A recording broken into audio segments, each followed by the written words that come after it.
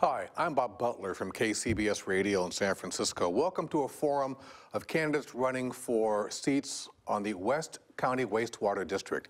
The district provides sewage collection, treatment, and disposal services for the city of San Pablo, all of the subdivisions of North Richmond, portions of the city of Pinole, communities of El Sobrante, East Richmond Heights, all of Tar Hills, Rollingwood and Bayview, and portions of unincorporated Contra Costa County. Today's forum is sponsored by the Contra Costa Elections Division, the Contra Costa Television, the League of Women Voters of Diablo Valley, and the League of Women Voters of West Contra Costa County.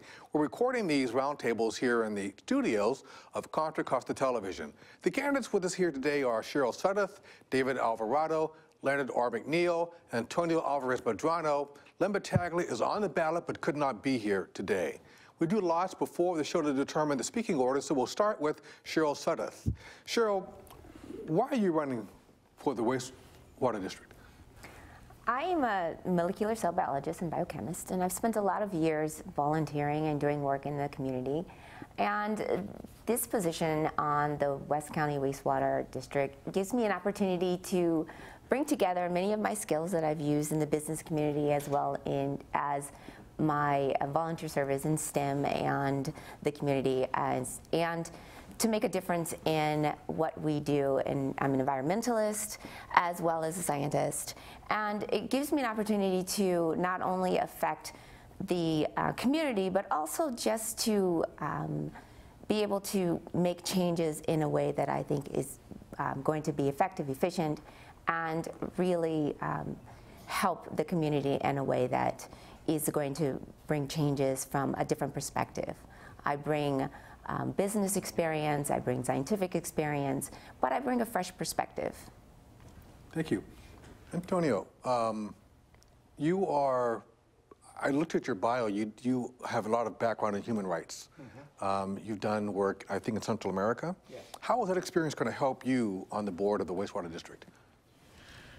Working with Amnesty and other organizations like that, I've learned how to work with people, both in Spanish and in English, and many times having to listen to an explanation in a Native American language, and then I listen to the translation.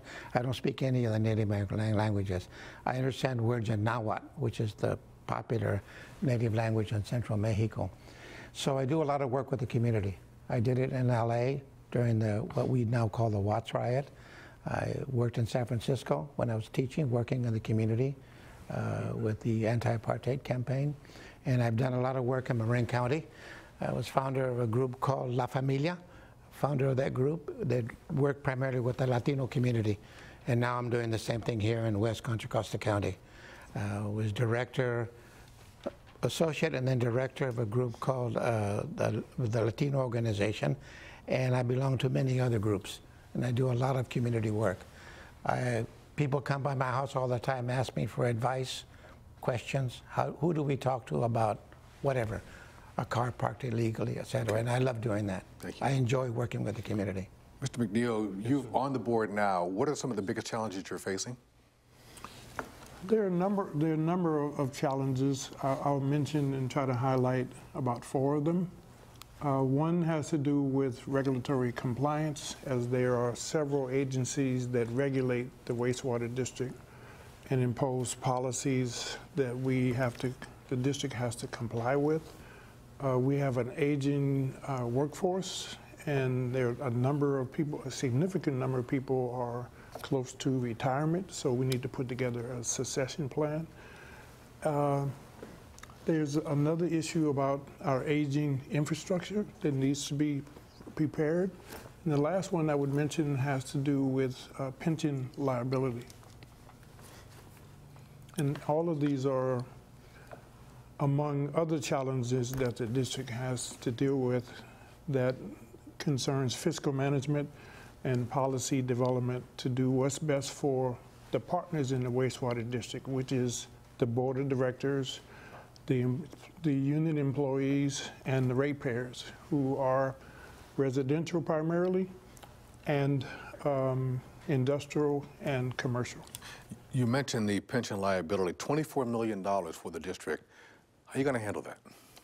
Well, something that we need to be very creative on, and something that we need to actually get help from the state in order to get this thing under control. It's just not the West County Wastewater District that has a pension plan problem. This is a statewide, actually a countrywide problem. And it's not something that we as board members have our arms around, but it's something that we're working on. In the next 4 years, if I'm elected, that's going to be one of my priorities. Ms. Sutter, as a board member, what do you see your role as being? I'm assuming that you've gone to board meetings, you know how the board operates. Now, how can you change things, or do they need to be changed? I've watched over the last few years the current board member, the dynamics have changed a lot since previous boards, and they've worked diligently, so I give them a lot of credit for changing not just 180 degrees, but changed 360 degrees the dynamic. They've worked together really well, and they've created a great plan. And so I'd like to come in and work together to continue the plans that they've set forth. I've been a collaborator for most of my career. I've been a senior director and working together with boards and working with my staff. And so part of what I bring to the board is that sense of working as part of a team. I'm also, because I am a scientist, I understand the chemistry of wastewater, but I also understand the business end of working in that type of environment. And so I see myself as somebody who can sit back and look at the bigger picture, look at the business end, and bring forth new ideas and creativity and innovation in a different step, and look at it from a scientific standpoint. Leonard, what does the board do right? The board does many things right. Mainly, I would emphasize making informed decisions about policy, looking at changes that would improve the district. And one of those right now is employee engagement, fiscal management, being more transparent. One of the issues that most special districts have is visibility in the community. And we need a better relationship in terms of community education and outreach with our ratepayers about what we do to recruit people to understand the whole mission of public health and taking care of the environment. We need to involve our ratepayers in that as well. And I think we do that very well. One of the other things we do well is this particular board is diverse. And for the first time, beginning in 2014, it has the first woman got elected. In 2016, the second woman got elected, and also Latinos, and of course, African American. Yeah. Antonio, obviously, Leonard's talking about what it's doing right.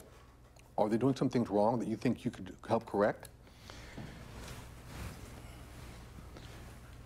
We see the bill only once a year. It's on our property tax bill. I think we need to do a better job of reaching out to the community, especially the community that may not understand fluent English.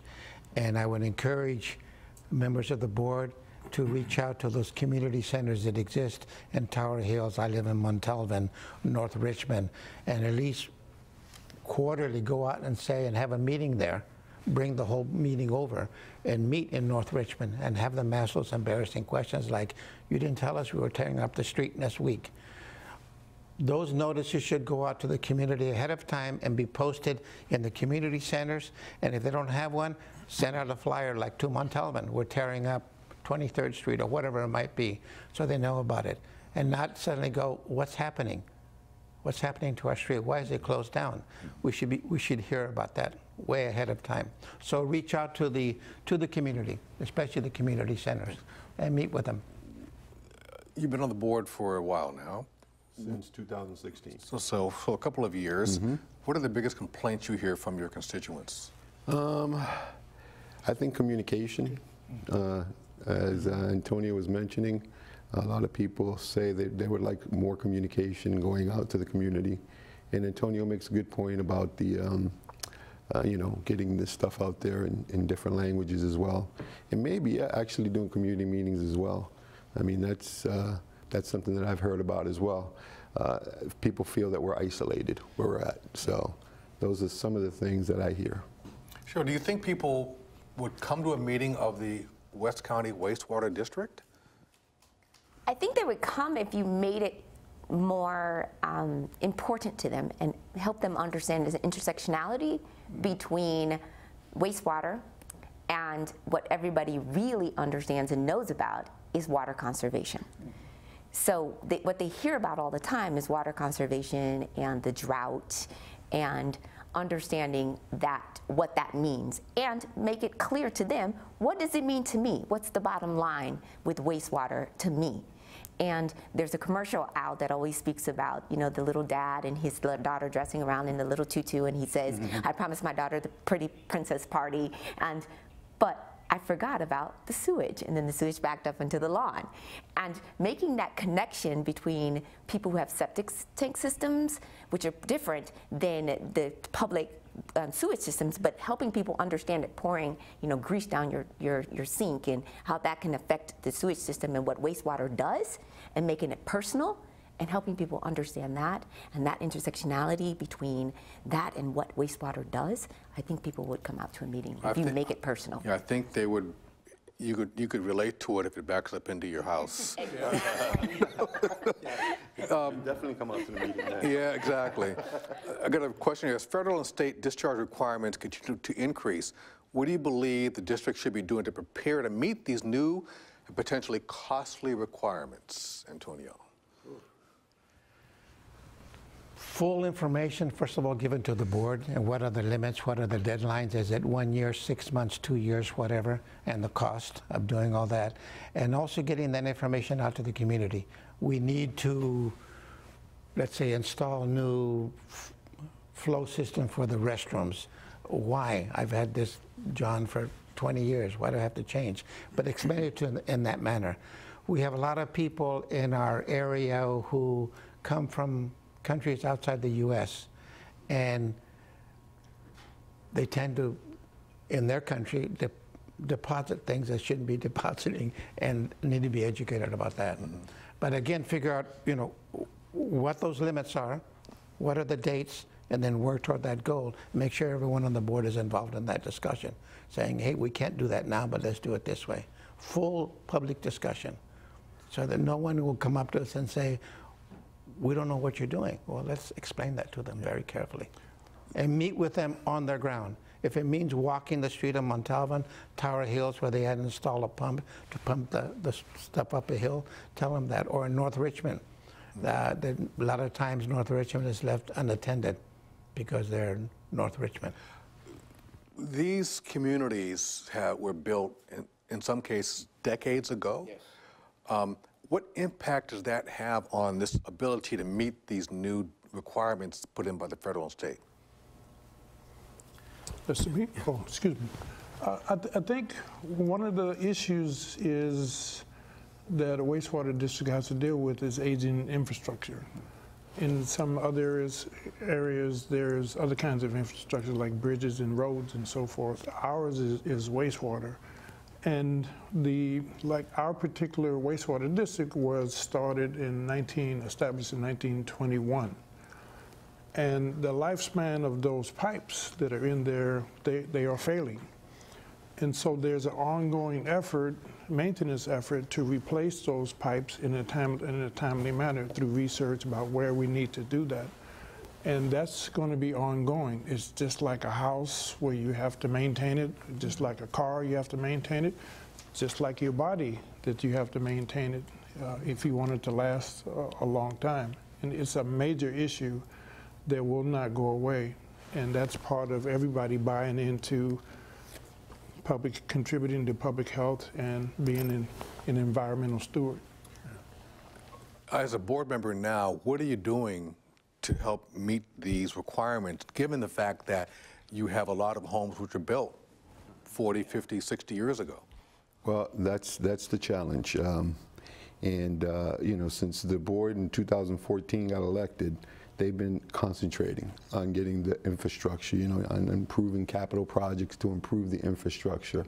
And that's one of the things that once we got elected in 2016, myself, Sherry, and Harry, with Leonard and Audrey, we've been concentrating on that because it was neglected. It really was. We've come a long way, but we still have a long way to go. And that's the good part about this board is we have the experience of working together now. You know, we had some bumps in the early days there, you know, getting along, getting our message out there, but we've come a long way.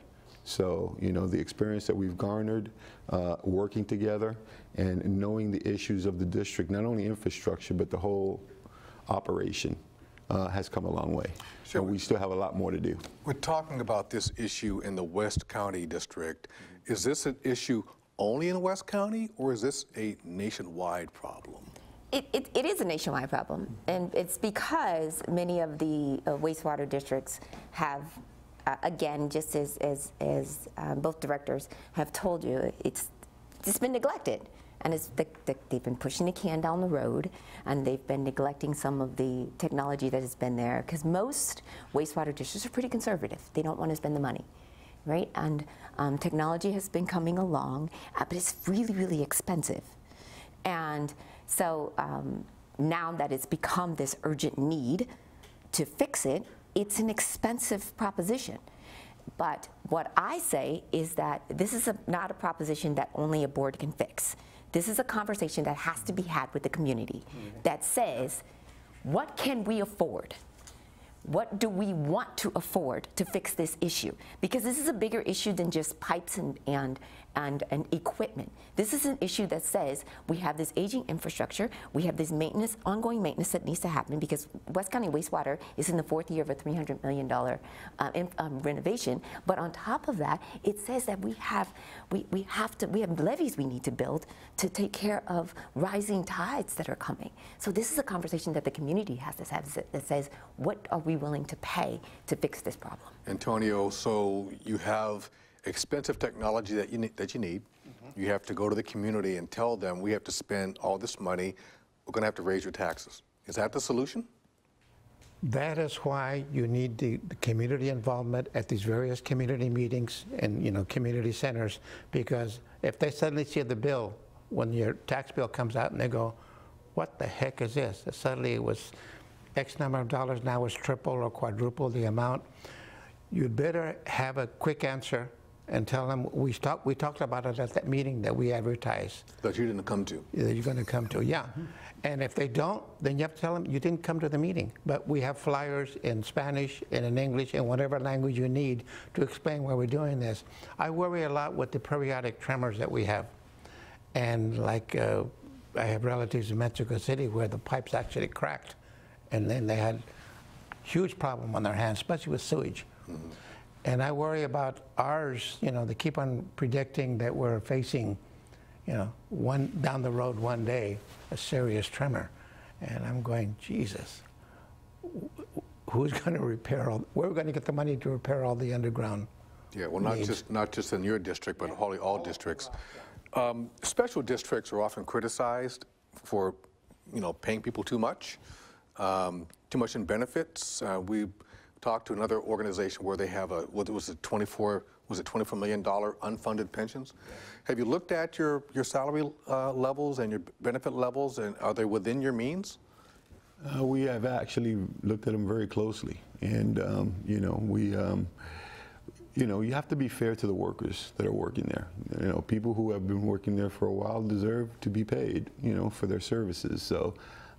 Having said that, yes, we have looked at, you know, what we are paying people, and we, you know, we're doing a budget that's financially stable and something that we can't afford. But, you know, like I said, we have to be able to take care of the people that work there, because they deserve, you know, they are the face of West County. Mm-hmm. You know, that's who people see. They don't really see us. They see us twice a month at board meetings if they show up. So we have to take care of the workers that are out there doing the work of the county. I'll ask you the same question about the budget. Are you happy with the budget? Are there things you'd like to see in the budget that you can't afford?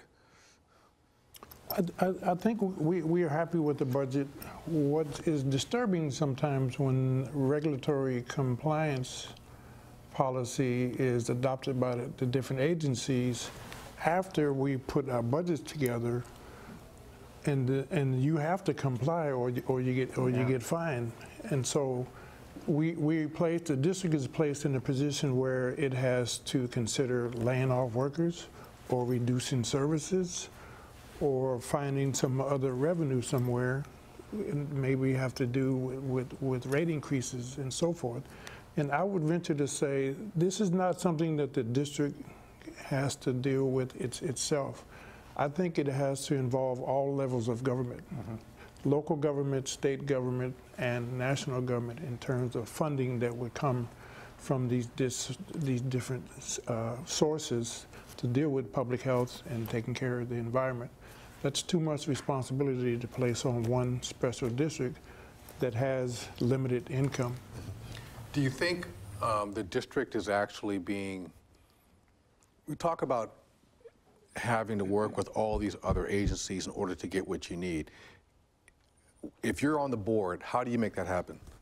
I've been a compliance officer for 25 years, so that's what I do. I work with all levels of government, from federal, state, local. And so I'm used to doing that. That's what you do as a regulatory officer. You have to work with all levels of government in order to, Leonard spoke about regulatory. And so we're in the period of the end of the federal government year. So starting October 1st, you'll get notice of what those regulatory, what those new regulations are. And so being able to know what level of government you need to work with and who those people are, who those stakeholders, who those key people are, is the responsibility of board members. And so for me, that's what I do, and that's what I've done every year. So this is like business as usual for me. So, and knowing who the people are, who the key contacts are, and what it is that I need to know is I keep a binder full of that. We used to be Rolodexes, but now we keep binders of them. And when I first started my career, people had Rolodexes. I didn't know what they were, but so I keep a binder. Antonio, if you're elected, what's your first thing? Your first piece of business, your first order of business if you're on the board now? Ask them when are we going to have the next meeting in North Richmond, Tower Hills, Montalban, that section of Pinole that we service, and say we're coming up to you to explain of the possibility of what Leonard was talking about. There's some regulations coming down the road. We're going to have to pay for them. And when you hear about a possible increase in whatever it might be, this is why. But tell the community, we want to reach out to you. We don't want you to have to come to our meetings. We'll go out to you. And if we do that on a consistent basis, people begin to realize they're serious about talking to us, because it's going to money coming out of their pocket, even they only see it once a year. Your current board members, can you do that? Can you afford to do that? Quickly, we only have to go out into the community. Yeah. Yes, sir. Yeah. I think that's part of what we were just discussing. So absolutely. We're creating a full-time position to do community education and outreach, to do that very same thing, using social media, part of our vision. The internet. Yeah. Absolutely. Well, we are come to the end of this period of our forum. Thank you to our candidates for answering some of these very important questions. And each candidate will now have 1 minute to make a closing statement. And we'll start with Antonio Alvarez Medrano. Good evening, everyone.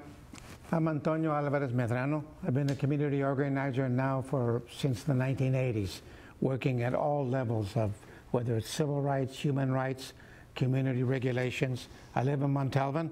I am unincorporated San Pablo, and it's important that we reach out to the community. I've got the experience of working in the community, both in English and in Spanish, and I'm asking for your vote, and reach out to me. Everyone in my community knows where I live. There's always people knocking at my door asking questions, and I'm here to service the community. Soy organizador de la comunidad. Ayúdenme, por favor. Gracias. Thank you. Thank you. Leonard. I have a master's degree in political science and a BA in government. I have public service experience with the city of San Pablo for 12 years, and I'm completing a 4-year term on the West County Wastewater Board. I have been endorsed by Supervisor John Joya, Assembly Member Tony Thurman, elected officials, local elected officials from the city of San Pablo and the city of Richmond. Fellow board members are already on the Wastewater District, the Contra Costa County Central Labor Council, and the Contra Costa County Building and Construction Trades Council, and a number of individuals in the community. I ask for your vote and ask you to join the people who are already supporting me. I will do my best to honor the trust and the confidence that you have placed in me, and I take this job very seriously because this is how public service is, how I live with purpose. Thank you. Thank you. David.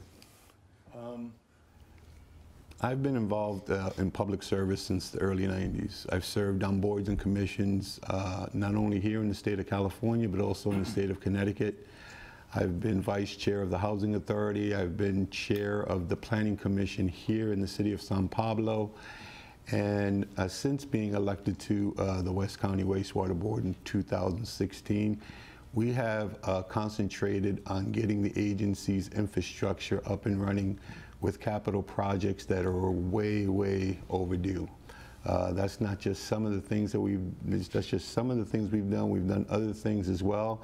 Unfortunately, I don't have the time to really get into it here with you, but what I can tell you is that this board needs experience. Leonard and I bring lots of experience to the board, and we need to continue that momentum that we're carrying forward. So on election day, November 6th, I ask that you vote for me, and I will not betray your trust. Thank you. Thank you. Cheryl. Hi, my name is Cheryl Sledith, and I'm a contract administrator and a contract compliance officer for the last 25 years.